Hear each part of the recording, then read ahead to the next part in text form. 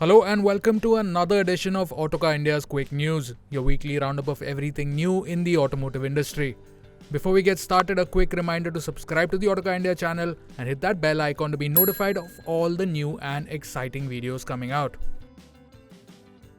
We kick things off with Skoda, who have unveiled the facelifted Kushaq. Pre-bookings are now open and prices will be announced in March. In terms of styling, the new Kushaq uses the latest version of Skoda's modern solid design with new LED headlights connected by a segmented light bar in the grille. The redesigned bumper has a cleaner look with an angular silver skid plate element. In the Monte Carlo trim, the grille gets two red stripes, chrome trim is replaced with gloss black, and it gets exclusive badging all around. In profile, there are new alloy wheels ranging from 16 to 17 inches, and at the rear it features an LED light bar with illuminated Skoda lettering and sequential turn indicators. Inside, it gets a black and beige theme in Prestige trim and a dark red theme in the Monte Carlo. The overall layout is largely unchanged, but it gets a new 10.25-inch digital driver's display. The 10.1-inch infotainment has a new UI and the panoramic sunroof, of course. Other features include a segment-first massage function for the rear seats, powered front seats with ventilation, front parking sensors, automatic climate control, wireless Apple CarPlay and Android Auto, a 6-speaker sound system, and more. Safety kit includes 6 airbags, ABS with EBD, ESC, rain-sensing wipers, hill hold, ISOFIX mounts, and more. The Kushaq's facelift also carries over the 5-star global NCAP rating of the prior model. The most notable mechanical change is a 8-speed torque converter automatic gearbox option for the 115 horsepower 1-litre turbo petrol engine, replacing the old 6-speed unit. This engine can still be had with a 6-speed manual, but the 150 horsepower 1.5-litre turbo petrol is now only available with a 7-speed dual clutch automatic. Rear disc brakes have also been added to the 1.5 TSI variants. Skoda also confirmed that the Kodiaq RS will launch in India by June 2026. The Kodiaq RS is powered by the same engine as the Octavia RS. It produces 265 horsepower and 400 Nm of torque, an increase of 60 horsepower and 80 Nm over the standard Kodiaq. The engine is mated to a 7-speed DCT and gets all-wheel drive. It can do 0 to 100 in 6.3 seconds and hit a top speed of 231 kph. The brakes are also upgraded with slotted discs and 2-pot calipers at the front, and adaptive dampers are standard. The Kodiaq RS gets restyled bumpers and blacked out trim all around. In profile, it gets body-colored finish on the lower part of the doors and a sportier design for the 20-inch alloy wheels with red brake calipers. The cabin gets an all-black theme with red accents and red stitching, while the front seats have thicker bolsters and RS branding on the integrated headrests. The standard Kodiaq is assembled in India, but the RS is expected to arrive here as a CBU in limited volumes and therefore will be priced around Rs 55 to Rs 60 lakh.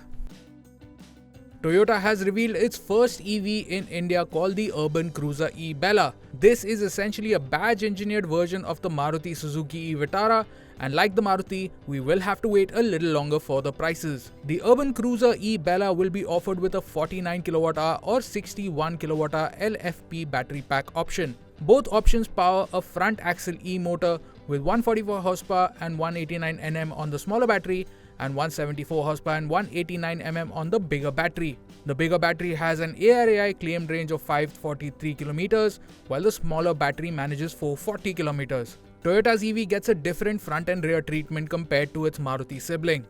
Up front, there are segmented LED DRLs and triangular headlights and a smoother front bumper with 2 vertical air channels. Taillights also get the segmented effect and are not connected by a light bar.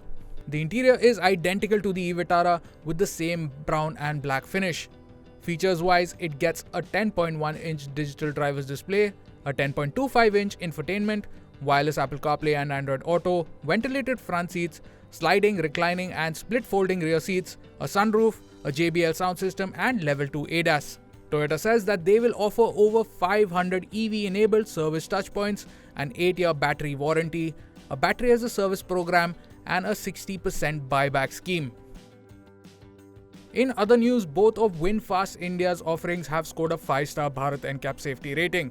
The VF6 scored 27.13 out of 32 in adult occupant protection and 44.41 out of 49 in child occupant protection.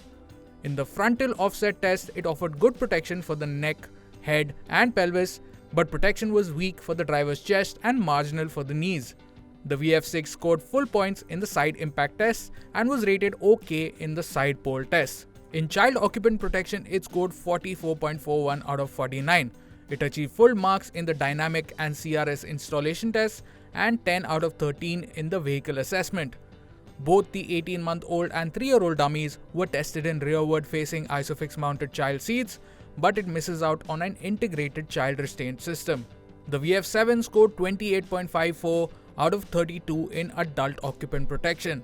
In the frontal offset test, it scored 12.54 out of 16, losing points to weak protection for the driver's chest, while the driver's and front passenger's shins received adequate protection.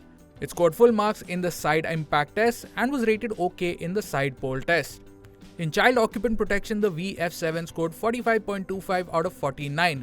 It achieves 23.25 out of 24 in the dynamic test, full marks for the CRS installation, and 10 out of 13 in vehicle assessment. Bharat NCAP also released crash test ratings and scores for the facelifted Tata Punch, and as expected, it got a 5-star rating. The Punch scored 30.58 out of 32 in adult occupant protection. In the frontal offset test, it scored 14.71 out of 16, with good protection for the driver's head, neck, pelvis and thighs, and adequate protection for the chest, tibia and feet.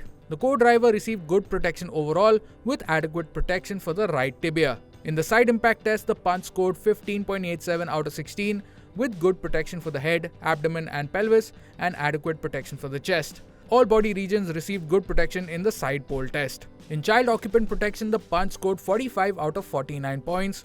Both the 18-month-old and 3-year-old dummies were tested in rearward-facing child seats and scored full points in the frontal and side impact tests. While the Punch achieved full marks for dynamic performance and CRS installation, it lost 4 points in vehicle assessment score, likely due to the absence of an integrated child restraint system. In two-wheeler news, Bajaj has updated the Pulsar 125 and launched it at Rs 89,910. The most notable update to the Pulsar 125 is the addition of a new LED headlight and LED turn indicators. It also receives new color options and revised graphics to freshen up its appearance. Mechanically, the motorcycle remains unchanged. Power comes from the 124.4cc air-cooled single-cylinder engine producing 11.8 horsepower and 10.8 Nm paired with a 5-speed gearbox. It is offered in carbon single-seat and carbon split-seat variants, priced at Rs 89,910 and Rs 92,046 respectively. Both are 2,400 rupees cheaper than before. And that's a wrap for Quick News this week. Thank you so much for watching. We'll see you again next week.